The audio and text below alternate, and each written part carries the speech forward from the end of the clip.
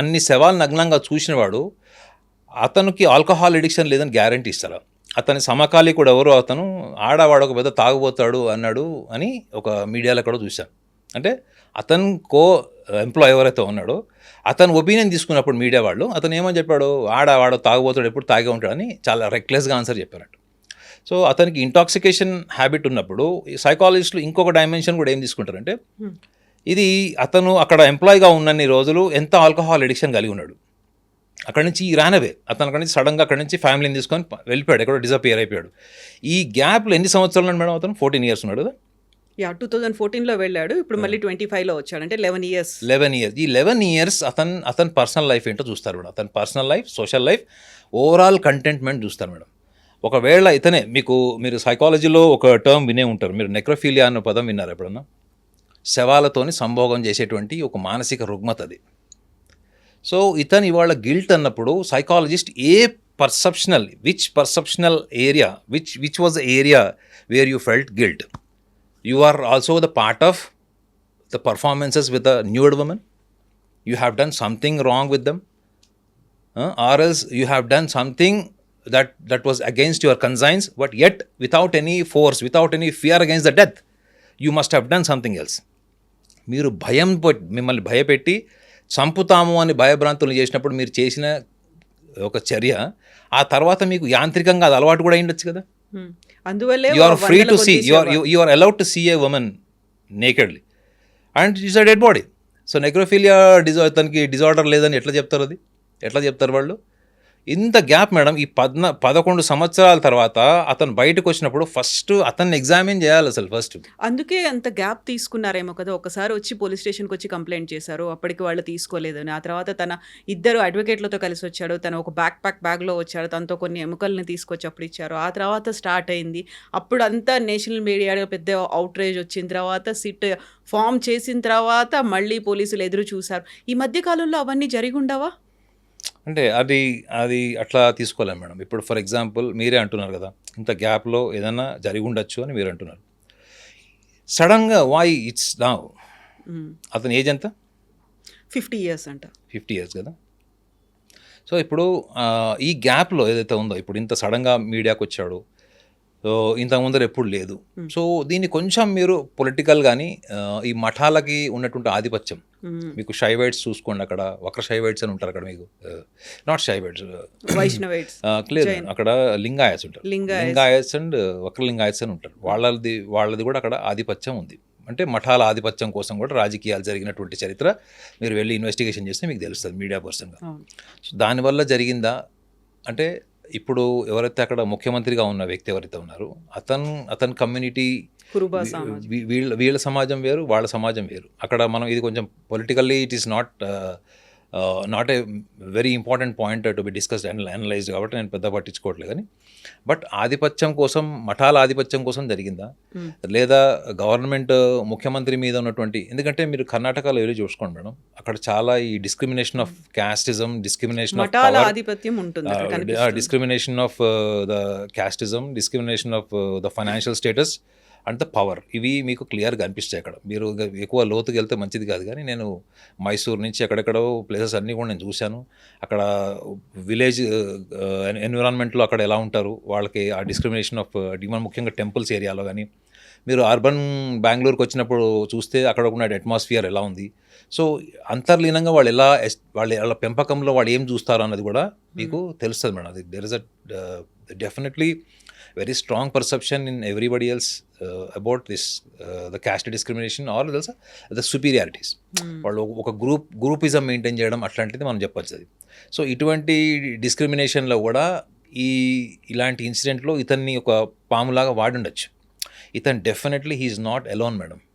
ఇతను చెప్పిన ఫస్ట్ ఆన్సరే గుర్తుపెట్టుకోండి. మీరు ఏ సైకాలజిస్ట్ అయినా కన్సల్ట్ చేసి చూడండి, ఒక ప్రొఫెషనల్ సైకాలజిస్ట్ని. నన్ను చంపుతారు అన్నారు, నేను చేశాను, నన్ను బెదిరించారు, నా ఫ్యామిలీ మెంబర్స్ని కూడా మాలస్టేట్ చేయడానికి ట్రై చేశారు, రేప్ చేయడానికి ట్రై చేశారు అనేది it is too much of defensive mechanism. అంటే నువ్వు సమర్థించుకోవడానికి ఒక 11 సంవత్సరాల తర్వాత నువ్వు సభ్య సమాజాన్ని కన్విన్స్ చేయడం కోసం నువ్వు ఎస్టాబ్లిష్ చేసుకున్న ఆన్సర్ అది.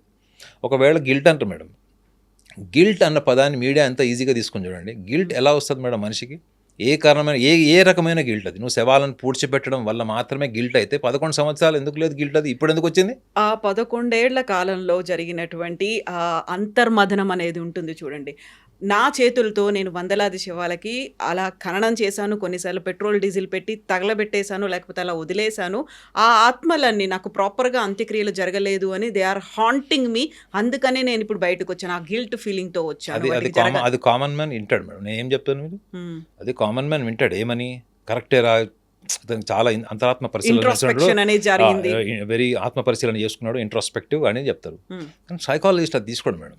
సైకాలజిస్ట్ ఏమంటాడంటే, సరే నువ్వు ఇన్ని సంవత్సరాలు రకరకాల శవాలు చూసావు. నేను ఇందాక కూడా అదే చెప్పాను.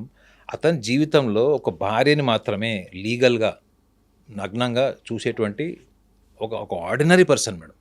పోనీ ఒక 10 మంది గర్ల్ ఫ్రెండ్స్ ఉండే సమాజంలో లేడు, 10 మందితో తిరిగేటువంటి సమాజంలో కూడా అతని ఫైనాన్షియల్ పొజిషన్ కూడా అలా లేదు. అలాంటి వ్యక్తి అంతమందిని అబ్నార్మల్గా చూసినప్పుడు అతను నార్మల్గా ఉండడు మేడం. ఈ can not be normal. Me cameramens కూడా ఇప్పుడు మనం అక్కడ దాకా ఎందుకు మేడం? ఒక రోడ్డు మీద ఎవరన్నా న్యూడ్గా నడుచుకుంటూ వెళ్తుంటే మనం ఎంత షాక్ అయి చూస్తాం అసలు. ఆ మగవాళ్ళైనా కావచ్చు, ఆడవాళ్ళైనా కావచ్చు. అతను అన్ని వందల శవాలు అని చెప్తున్నప్పుడు వందల శవాలు ఎన్ని రకాల రూపాలు చూసింటాడు వాళ్ళవి, ఎంత అబ్నార్మల్ కండిషన్ చూసింటాడు అందులో వాళ్ళు. 12 ఇయర్స్ ఒక మైనర్ కూడా ఉంది అని. అప్పుడు మీకు స్కిజోఫీనియా సిమ్టమ్స్ కూడా క్వశ్చన్స్ అడుగుతారు. ఏమని? చాలామందికి మీ సినిమాలో చూపిస్తాడు చూడండి. వాడు ఏదో ఒక క్రైమ్ చేసి ఉంటాడు, ఏదో మర్డర్లో ఉంటాడు, ఒక గ్రూప్ అందరు కలిసి మర్డర్ చేసినప్పుడు వాడికి సడన్గా వాడు చంపేసిన పర్సన్ యొక్క ఆత్మ నీడ అద్దం రూపంలో డ్రామాటిక్గా మనకు సినిమాలో చూపిస్తారు. ఇప్పుడు అతను ద స్టేట్ ఆఫ్ మైండ్ కాదని మీరు ఎట్లా చెప్తారు?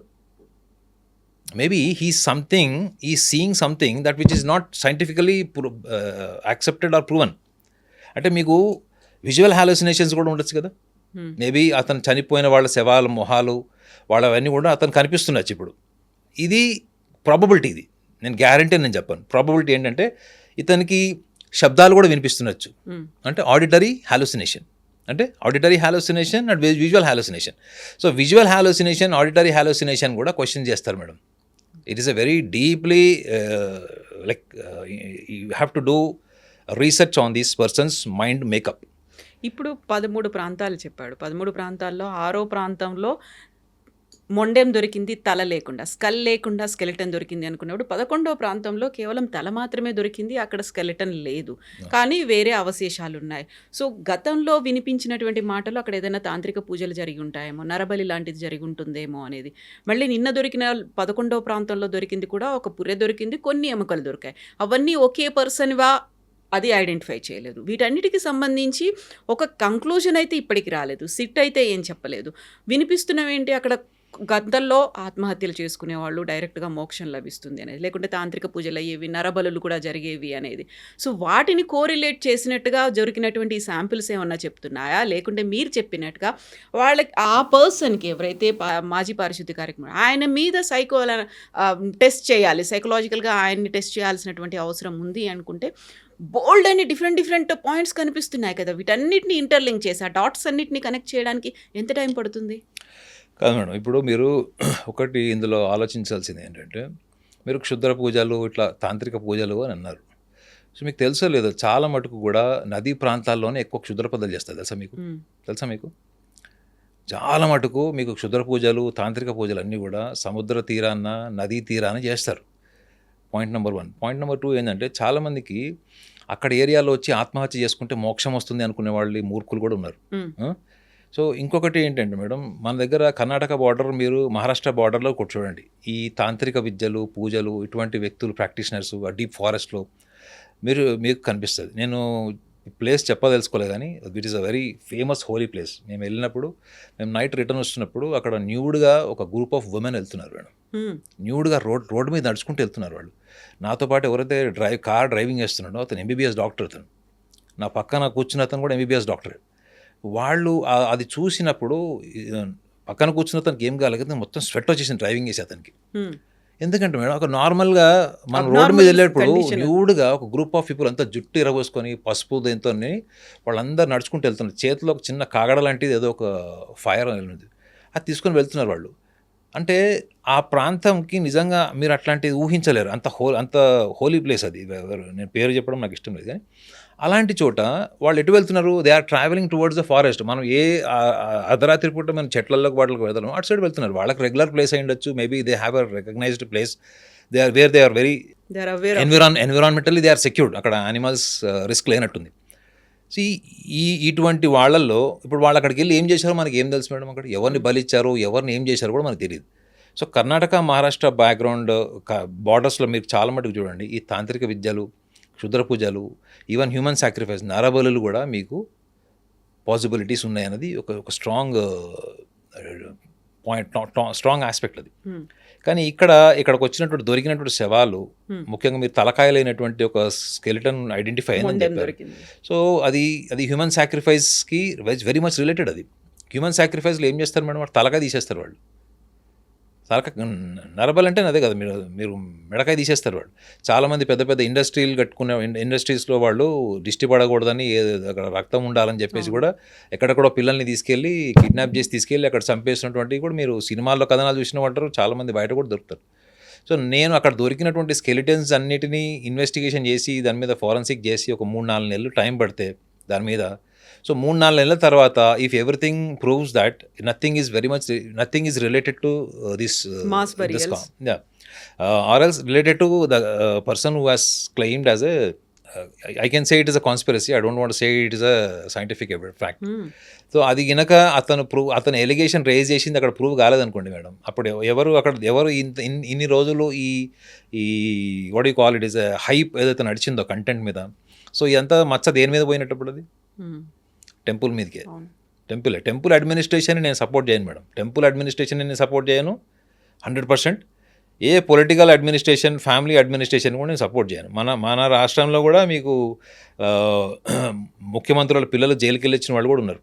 అర్థమైందండి? అప్పుడు ఎవరు ఏం చేస్తారు మేడం? వాళ్ళందరూ వాళ్ళ కుటుంబాన్ని కాపాడుకోవడం కోసం ఉంటారు తప్ప వాళ్ళు ప్రజల గురించి, వాళ్ళ గురించి ఎందుకు ఆలోచిస్తారు? ఎక్కడైనా అడ్మినిస్ట్రేషన్లో పవర్ ఉంది, ఫ్యామిలీస్ అందులో రూల్ చేస్తున్న అడ్మినిస్ట్రేషన్ అంటే ఆ కింద వాళ్ళందరూ ఫెయిర్గా ఉంటుందని గ్యారెంటీ ఉండదు. ఆ కింద వాళ్ళు ఎవరు చేసినా పైన కూర్చున్న వాళ్ళు వాళ్ళని సమర్థించి వాళ్ళని ఆ కేసులోంచి బయటికి తీయడం కోసం బ్రైబ్ చేయడము, పొలిటికల్ పవర్ యూజ్ చేయడము, లేకపోతే పోలీస్ యంత్రాంగాన్ని కూడా వాళ్ళు మేనేజ్ చేసేటువంటి స్థాయి ఇన్ఫ్లుయెన్స్ చేసినప్పుడు ఇటువంటి శవాల యొక్క ఆనవాళ్ళు ఇవి ఎక్కడి నుంచి వచ్చినాయి? ఈ డెడ్ బాడీస్ అన్నీ వచ్చినాయి, ఇవి అన్ని ఇక్కడ పూడ్చారు, అక్కడ పూడ్చారు అంటే ఒక శవాన్ని తీసుకొచ్చి పూడ్చడం అంత ఈజీయా మేడం? చెప్పండి. రెండోది ఇతను ఎవరైతే క్లెయిమ్ చేశాడో ఒక్కొక్క శవం వెయిట్ ఎంత ఉంటుంది మేడం? కొన్ని బాలికలు 12 సంవత్సరాలు అని చెప్పారు. 40, 50, 60 అలా 60 కేజీస్, 40-60 కేజీస్ వెయిట్ ఉన్న ఒక వ్యక్తిని సింగిల్ పర్సన్ తీసుకెళ్ళి అది పూడ్చడం అన్నది అది ఇంపాసిబుల్. అది రెండోది ఒకటో రెండో అంటే చెల పట్టచ్చు. అది డీజేటీలలో 5 నిమిషాల్లో పూడ్చాడు శవం, చూశారు కదా. అట్లాంటిది కాదు కదా అది. ఇది మీకు ఇంకొక మనిషి సపోర్ట్ కావాలి మేడం. ఇంకొక మనిషి సపోర్ట్ కావాలన్నప్పుడు వాళ్ళ టీం మెంబర్స్ని ఎందుకు మీడియా ఇంటర్వ్యూ చేయట్లేదు? మీడియా ఎందుకు వాళ్ళని లైమ్ లైట్లోకి తీసుకురావట్లేదు? ఇతను వచ్చి ఇద్దరు అడ్వకేట్లతో వచ్చి అక్కడ కంప్లైంట్ లాంచ్ చేసినప్పుడు ఆ మిగతా వాళ్ళు కూడా ప్లేయర్ ఎందుకు అతను మెన్షన్ చేయలేదు? ఇక్కడ ఇంకొక పాయింట్ కూడా ఉంది. మేబీ అక్కడ ఉంది నేత్రావతి నది ఒడ్డు, వెస్ట్రన్ ఘాట్స్లో ఉంది. నది అనగానే అక్కడ పారుతూ ఉంటుంది, లేకుంటే సాయిల్ ఎరోజన్ అయిపోయి ఉండొచ్చు. కొన్ని ఏళ్ళు గడిచిపోయింది, 20 ఏళ్ళు గడిచింది కాబట్టి అక్కడికి చిన్న మొక్కలు కూడా మహావృక్షాలు అయిపోయి ఉండొచ్చు. తను చెప్పినటువంటి ప్లేసెస్ ఏవైతే ఉన్నాయో వాళ్ళు వేర్లతో కూడా కంప్లీట్గా కవర్ అయిపోయి ఉండొచ్చు, లేకపోతే అది కొట్టుకుపోయి ఉండొచ్చు. తను చెప్పినటువంటి ప్లేసుల్లో దొరకకపోవడానికి ఇవి కూడా రీజన్స్ అయి ఉండొచ్చు కదా. కానీ సైకాలజీ అట్లా తీసుకుంటుంది తెలుసా మేడం? Traumatic memories. ఒక అమ్మాయిని ఎవడన్నా రేప్ అటెంప్ట్ చేస్తున్నప్పుడు అమ్మాయి పారిపోయింది, మాలస్ట్రేషన్ చేస్తున్నప్పుడు పారిపోయింది, లేదా ఒక యాక్సిడెంట్, మీరు సడన్గా యాక్సిడెంట్ అయింది, యు ఆర్ సేవ్డ్ లక్కీలీ, మీ కారు మొత్తం నుజ్జు అయిపోయింది, బట్ మీరు బతుకున్నారు. సో కొన్ని లైఫ్ ఇన్సిడెంట్స్ ఎట్లుంటుంది అంటే మేడం, మనము తలుచుకుంటేనే దిగ్భ్రాంతి అయిపోయి, పానిక్ అయిపోయి, ట్రిమ్మర్స్ వచ్చేసి మన హార్ట్ రేట్ పెరిగిపోయి సివియర్ యాంగ్జైటీ వచ్చే ఛాన్స్ ఉంటుంది. సో ఇతను చూసినవన్నీ కూడా పోస్ట్ ట్రామాటిక్ స్ట్రెస్ డిజార్డర్కి వస్తాయి madam, actually which is called as a post traumatic stress డిజార్డర్కి వస్తాయి, అంటే PTSD. సో ఎందుకంటే ఇతను మర్చిపోలేక ఒక షాక్కి గురై ఇప్పుడు గిల్ట్ స్టేజ్కి వెళ్ళిపోయాడు. అంటే గిల్ట్ అంటే ఈజ్ ఆల్మోస్ట్ గిల్ట్ స్టేజ్కి వాళ్ళు వచ్చామంటే నువ్వు గడిచినటువంటి 11 ఏళ్ళలో డిప్రెషన్లోకి వెళ్ళదని గ్యారంటీ ఏంది? అతను అంతగా చదువుకున్న బ్యాక్గ్రౌండ్ నుంచి వచ్చినటువంటి ప్రొఫెషనల్ అయితే అతను లేడు. సో వాళ్ళ సొసైటీలో, వాళ్ళ ఎన్విరాన్మెంట్లో ఇతను ఎవరికైనా ఇతను మూడ్ స్వింగ్స్ ఉన్నాయా, లేకపోతే ఇది స్కిజోఫీనియా ఉందా, మ్మ్. లేకపోతే ఇంకేమైనా అబ్నార్మల్ సైకలాజికల్ ఇష్యూస్ ఉన్నాయా అన్నది వాళ్ళ సమాజంలో అసలు చర్చనే ఉండదు. అతను అటువంటి సమాజం నుంచి వచ్చాడు.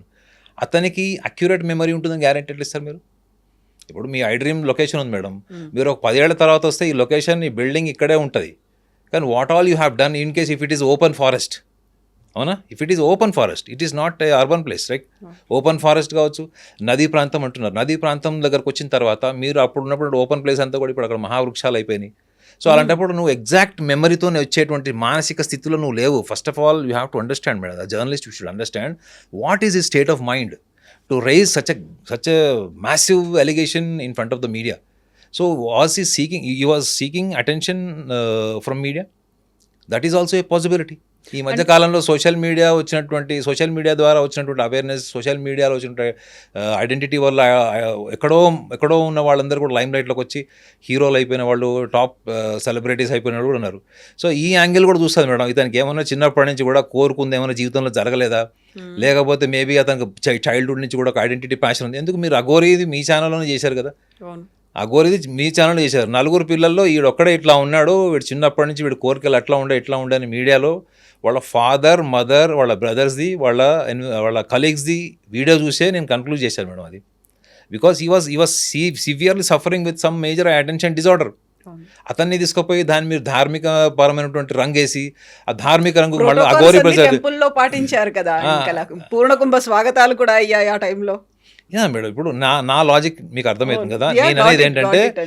నేననేది ఏంటంటే అతను ఏ మానసిక స్థితిలో ఉన్నాడు అది scientifically it should be analysed. ఇప్పుడు నాకు ఆ ఛాన్స్ వచ్చింది అనుకోండి మేడం, నేను డెఫినెట్లీ అతను కూర్చోబెట్టి మాట్లాడతా. I will spend 1 week time with him. But నేను తీసుకునేది ఏంటంటే అతనికి బాల్యంలో అతని జీవితం ఎట్లా గడిచింది. First thing, that is a very very foremost thing. అది బాల్యం ఎలా గడిచింది, బాల్యం గడిచిన ఆ క్రమంలో అతను అవన్నీ చేస్తున్నప్పుడు ఆ విషయాలను ఎవరితో షేర్ చేశాడు? ఆయన భార్యతో షేర్ చేశాడా, లేకపోతే కూతురుతో షేర్ చేశాడా, ఇంట్లో ఎవరితో షేర్ చేశాడు, అది ఎవరికి తెలియదు. అది రెండోది, మీరు అది కనుక ఎవరితో షేర్ చేయకుండా మనసులో పెట్టుకుంటే that is another way of emotional unstable personality disorder. ఏదో ఒక రోజు సర్ప్రైజ్డ్ ఎమోషన్స్ అన్నీ కూడా మీరు చూడండి మేడం. కొంతమంది చాలా పెద్ద ఇష్యూల్ని కూడా నార్మల్గా తీసుకొని హ్యాండిల్ చేస్తారు వైవాహిక జీవితంలో భార్యాభర్తలు. కొంతమంది చిన్న విషయాన్ని కూడా విపరీతంగా పానిక్ అయిపోయి, వాయిలెంట్ అయిపోయి కొట్టుకోవడం, కోర్టు వరకు వెళ్ళిపోవడం జరుగుతుంది. ఇష్యూ చాలా చిన్న ఉంటుంది. వైజాగ్లో ఒక గ్లాసు పాలు అత్తగారికిను కోడలు గొడవ అయితే ఒక గ్లాస్ ఆఫ్ మిల్క్ వల్ల డైవర్స్ అయింది. నిన్న కూడా ఒక న్యూస్ వచ్చింది, డబ్బా మూత చాలా టైట్గా ఫిక్స్ చేశాడు భర్త అని చెప్పి భార్య డైవోర్స్ తీసుకుంటుంది. మీరు అక్కడ దాకా ఎందుకు మేడం? ఇప్పుడు సుష్మితా సేన్ది ఒక కాన్స్పిరసీ ఉంది. సుష్మితా సేన్ది ఆమె యాక్ట్ చేసిన మూవీలో హీరో మిథున్ చక్రవర్తి. మిథున్ చక్రవర్తి ఆ సినిమాలో ఇట్లానే ఒక ధార్మిక పరమైనటువంటి సంస్థకి ఒక ప్రధానమైనటువంటి పదవిలో ఉంటాడు. ప్లస్ ఇంకోటి చాలా పవర్ఫుల్ రిలీజియస్ ప్రాక్టీషనర్ ఆయన. ఆ సినిమాలో అతని క్యారెక్టర్. సో అతను డే అంతా ప్రవచనాలు అట్లాంటివన్నీ చెప్పి సాయంత్రం అవ్వగానే ఈ వేశ్యవాటికలో ఉన్న మహిళలతో కలవడం అట్లా ఉంటాడు అనమాట. అది సినిమా క్యారెక్టర్, అది మనకు సంబంధం లేదు. అది అందులో సుష్మితా సేన్తో కొన్ని అన్యూజువల్ పర్ఫార్మెన్సెస్ ఉంటాయి సినిమా షూట్స్లో. సో సుష్మితా సేన్ ఒకసారి సినిమా రిలీజ్ అయింది, సినిమా కూడా బాగా రన్ అయినట్టుంది, తెలీదు. ఆమె ఒక స్టేట్మెంట్ ఇచ్చింది ఏంటంటే, అది ఆ టైంలో Mithun Chakraborty's approach towards me biologically was discomfort and which is more involved from his end. that she was not comfortable. She didn't felt comfortable, and even that was not stopped by the director. She was not feeling okay.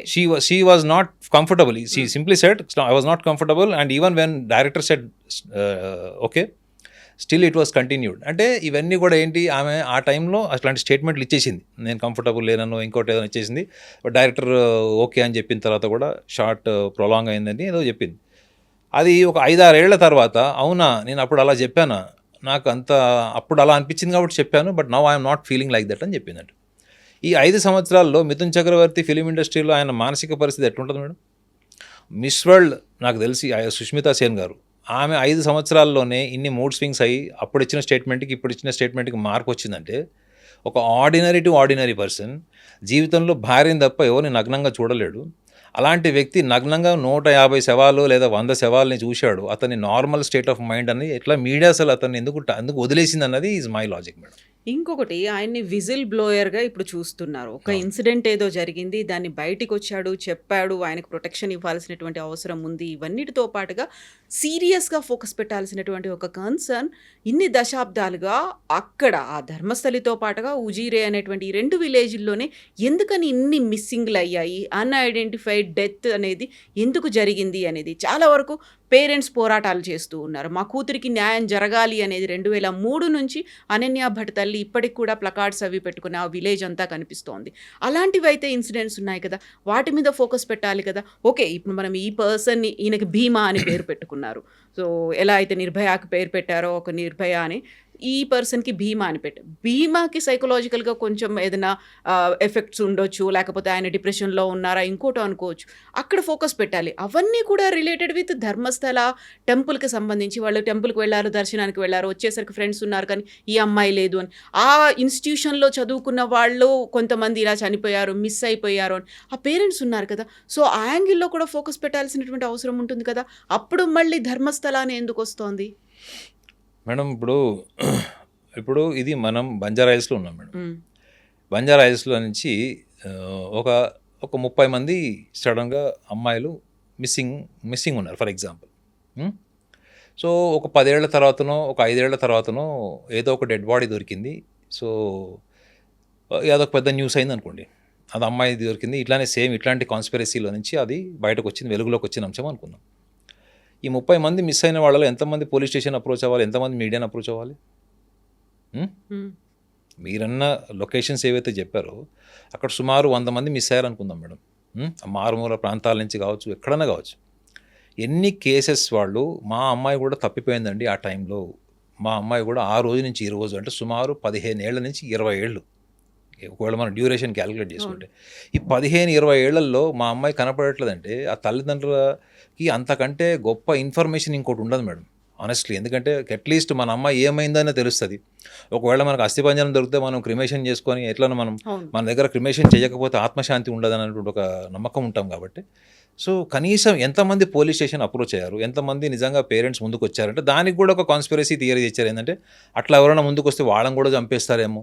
ఆ ఆ! రికార్డ్స్‌నంతా దగ్ధం చేశారు. దగ్ధం చేశారని చెప్తారు. ఇప్పుడు నేరం అది పాసిబిలిటీ ఉండొచ్చు మేడం. ఎందుకంటే ఈ మధ్య మనం చాలా సందర్భాల్లో చూస్తున్నాం ఏందంటే ఒక ఒక ఎవరైనా ఒక పవర్‌ఫుల్ పర్సన్ అతన్ని ఇన్‌ఫ్లుయెన్స్ చేయాలి అనుకుంటే మాత్రం వాళ్ళకి లా అండ్ ఆర్డర్ గాని, పోలీస్ డిపార్ట్‌మెంట్ గాని ఏం పెద్ద మ్యాటర్ కాదు.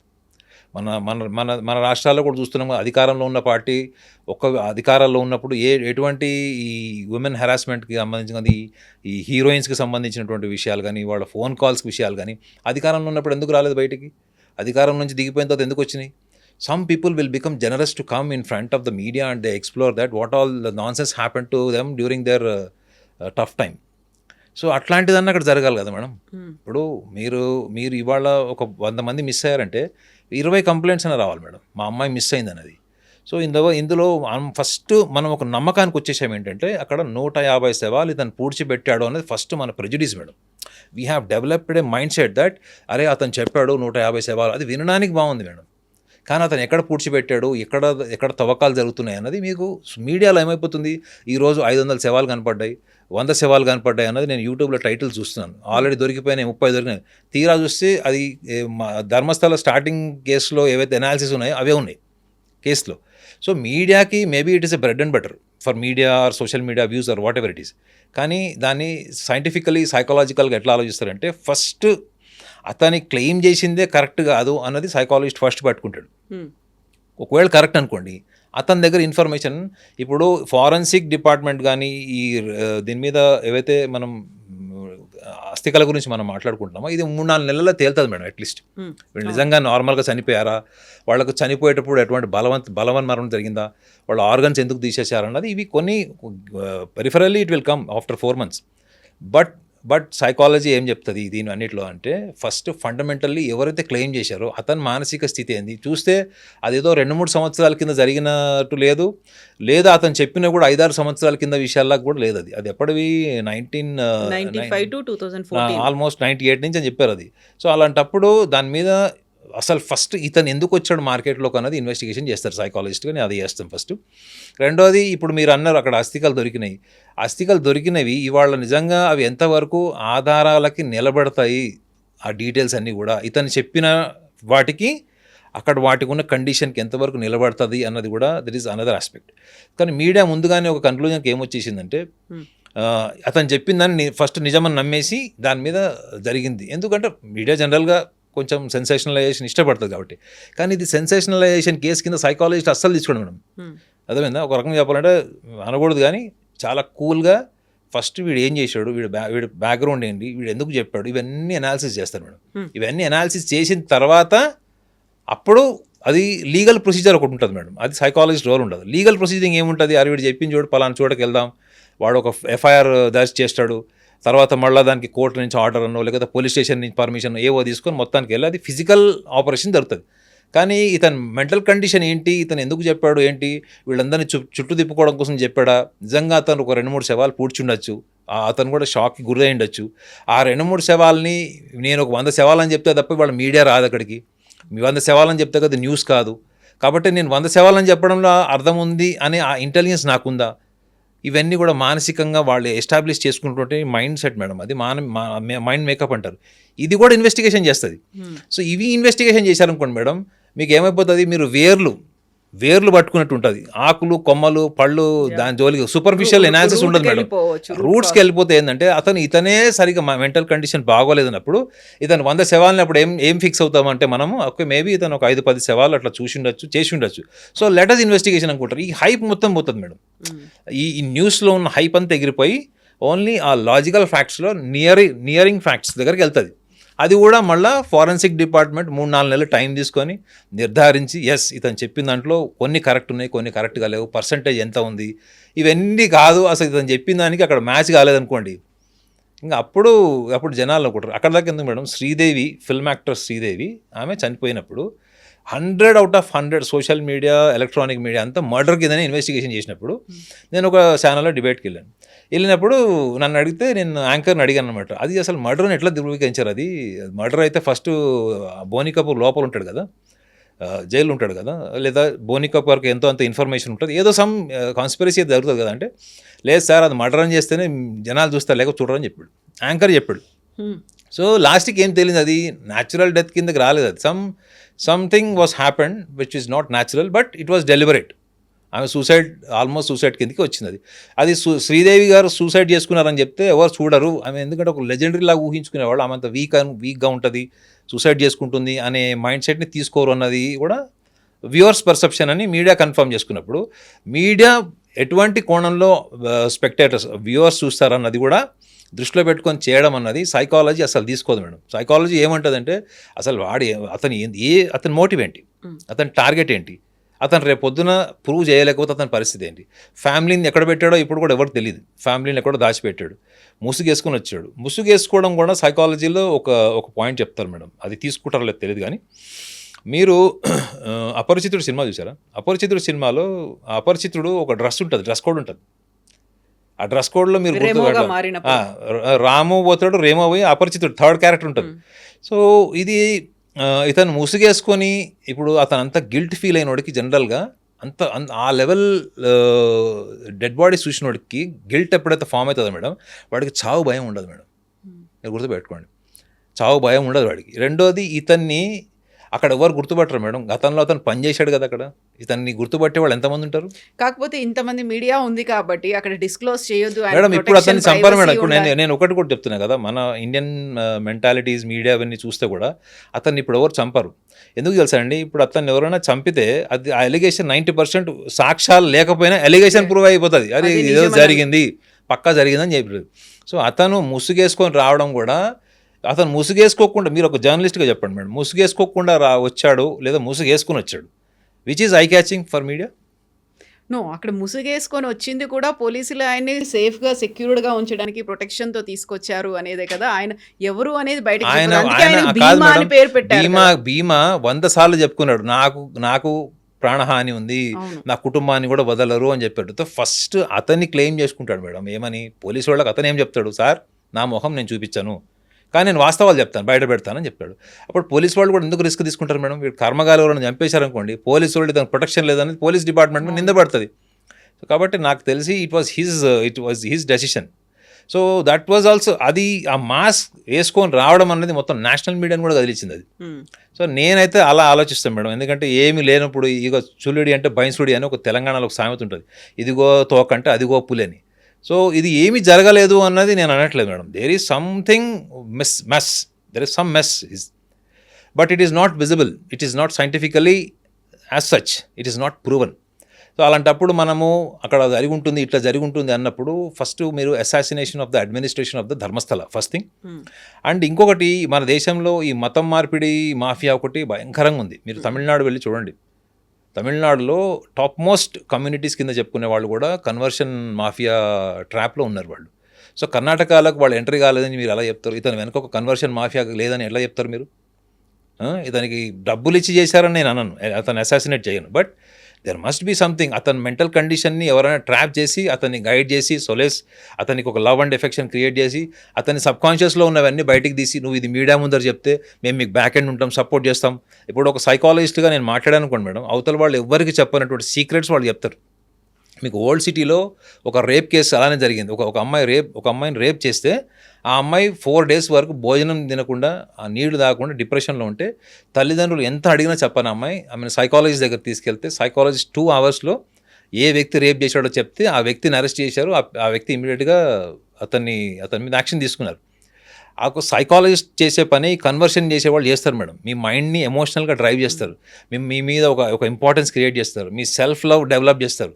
అప్పుడు మీరు అవతల వాళ్ళకి పూర్తిగా సరెండర్ అవుతారు మేడం. ఇది సైకాలజీలో కొన్ని సందర్భాల్లో నిజాలు చెప్పించడానికి మేము చెప్తాం, అట్లా వాళ్ళని కంట్రోల్ చేయడానికి చేస్తాం, వాళ్ళ డిప్రెషన్ నుంచి బయటికి తీయడానికి చేస్తాం. అది ఇతన్ని అలాంటి బ్యాక్గ్రౌండ్ ఉన్న వాళ్ళు ఈ రిలీజియన్ కన్వర్షన్ మాఫియా వాళ్ళు వెనక నుంచి ఇతన్ని ఇట్లా స్పోర్ట్ ఫీలింగ్ వేసి చేయలేదని గ్యారంటీ ఉంది. I'm not claiming, but there are possibilities. ఇవి మతం మార్పిడి మాఫియా కూడా ఉండొచ్చు అని నా ఉద్దేశం అది. సో అలాంటి వాళ్ళు ఉన్నప్పుడు అక్కడ గవర్నమెంట్ ఏం చేస్తుంది, అక్కడ గవర్నమెంట్ సపోర్ట్ ఉందా అలాంటి వాళ్ళకి అంటే? మన దేశంలో మతం మార్పిడి అన్నది అది ఒక ఎవ్రీడే జాబ్ అయిపోయింది. అది దాని మీద యూట్యూబ్ ఛానల్స్ కూడా ఉన్నాయి, వెరీ ఇన్ఫ్లుయెన్షియల్ ఛానల్స్ ఉన్నాయి. సో అటువంటి వాటిలో కూడా ఇతను లోన్లీనెస్ వల్లనో, ఇది 11 సంవత్సరాలు సభ్య సమాజానికి దూరం ఉన్నామనో, ఇతను ఎటువంటి ధార్మికపరమైనటువంటి ఇవి తీసుకున్నాడు, సపోర్ట్ తీసుకున్నాడు, ఎమోషనల్ సపోర్ట్ తీసుకున్నాడు, ఇవన్నీ కూడా సైకాలజీ డిపార్ట్మెంట్ అంతా అనాలిసిస్ చేస్తుంది మేడం. చేసి ఒక రిపోర్ట్ ఇస్తుంది, ఏంటంటే ఇతనికి ఏమైనా స్కిజోఫీనియా ఉందా, ఇతను గిల్ట్ ఫీల్ అవ్వడానికి ఇతను ఆ శవాల మీద ఏమన్నా ఎక్స్పెరిమెంట్ చేశాడా, ఇతను ఏమన్నా తన కంట్రోల్ తప్పాడా నేను అనట్లేదు మేడం. పాసిబిలిటీస్ నేను మాట్లాడుతున్నాను. అతను చెప్పిందే నిజం అని చెప్పి మీడియా ఆయన కథనాలు చేసినప్పుడు అతని మీద కూడా కథనాలు చేయాలి కదా. ఒక్క కథనం లేదు అతని మీద, ఒక అనాలిసిస్ లేదు. పోలీస్ డిపార్ట్మెంట్ కూడా తీసుకెళ్ళి చేయమన్నాడు, ఎవరు వద్దన్నారు? మా అవసరం మా లాంటి వాళ్ళని పిలవండి, మేము కూడా అనాలిసిస్ చేస్తాం, జెన్యున్ అనాలిసిస్ చేస్తాం. సో అలాంటప్పుడు ఇవన్నీ కూడా పాసిబిలిటీస్ మేడం. సో కాబట్టి అతన్ని కోణాన్ని మీడియా కూడా దృష్టిలో పెట్టుకునే టైము ఇంకొక 3-4 నెలలు వస్తుంది చూడండి మీరు. ఇంకో 3-4 మంత్స్లో ఇప్పటి వరకు మీడియా ధర్మస్థలము, శవాలు, మహిళల్ని పూర్తి చేయరు, ఇవన్నీ నెక్స్ట్ ఇతని కోణాన్ని కూడా మీడియా, ఇతని కోణం ఎప్పుడైతే వస్తుందో మేడం మ్యాటర్ క్లోజ్ అయిపోతుంది. అంటే ఎందుకంటే అది స్పైసీ కాదు కదా మీడియాకి. ఇతనికే కోసం అబ్నార్మాలిటీ ఉందని కనుక మీడియా నిర్ధారించిందంటే ఏది అఘోరికి చేసినట్టు, చాప్టర్ క్లోజ్. ఎస్ నాగనాథ్ గారు, థ్యాంక్ యూ సో మచ్ అండి. చూడాలి 360 degrees యాంగిల్లో ఎలాంటి ఇన్వెస్టిగేషన్ జరుగుతుంది అనేది. థ్యాంక్ యూ సో మచ్ అండి. Thank you. నిజంగా ప్రస్తుతం ఉన్నటువంటి సమాజం దేనికి ప్రయారిటీ ఇస్తుంది? ఆర్థిక సంబంధాల చుట్టూ మాత్రమే తిరుగుతుంది. మళ్ళీ ఎన్నికలంగానే చాలా విరక్తి కలుగుతాం. మంచి అనిపిస్తుంది కదా, లేడీస్ కూడా ఛాలెంజింగ్ జాబ్స్ చేసినప్పుడు చాలా బాగుంటది. ట్రాఫిక్ అసిస్టెంట్స్ గా నియమించిన ట్రాన్స్జెండర్స్ అందరితో సాల్యూట్ చేయించుకుంటున్నారు. ఫుడ్ డెలివరీ ఇవ్వటానికి వెళ్ళినటువంటి డెలివరీ బాయ్ అనిల్ పై కళ్ళ ముందు